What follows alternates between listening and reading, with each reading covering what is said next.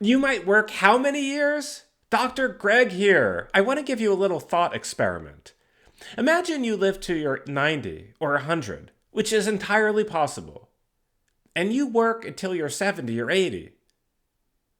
What are you going to do from when you're 20 to when you're 80 working? That's a 60-year career.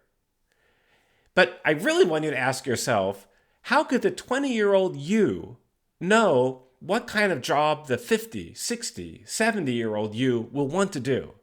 There's no way. I mean, I'm telling you, even the most self-aware, insightful, thoughtful 20-year-old is not going to be able to see 50 years in the future to know what kind of job you want to have. I mean, things change. The world changes. You might have kids. You might have a spouse. You might develop a medical condition that changes how you work. Your tastes change. The world around you changes.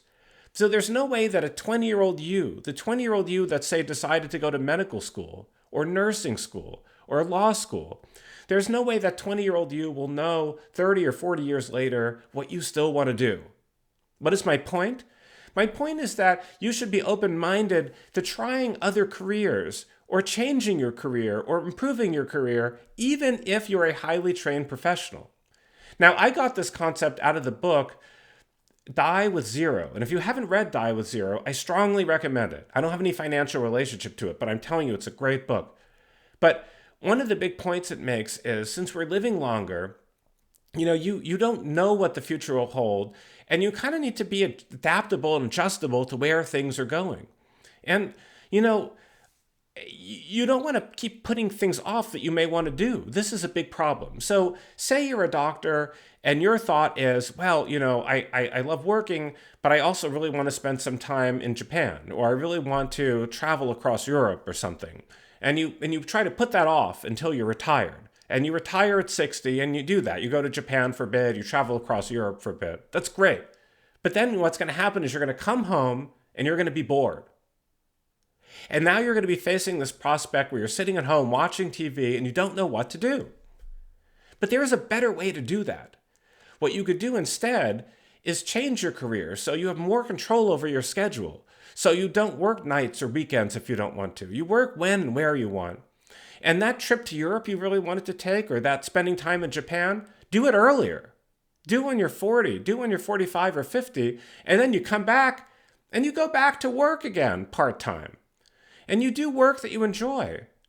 And the benefit of this is you get to do the stuff you love. If you have a dream trip, or you want to start a charity, or you want to help kids in Guatemala, or whatever it is that you want to do, you want to spend time with your grandkids when they're born, you should do that. You can't put all that stuff off until you're retired.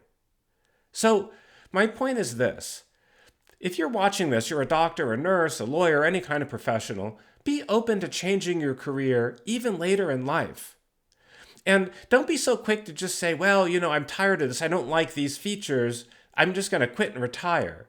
Instead, look at ways that you can improve your career so you enjoy it more, and you have a longer period of time that you can keep working and get mental stimulation and kind of keep active. That's what you want to do. You want to keep active. You don't want to just sit at the couch and watch TV.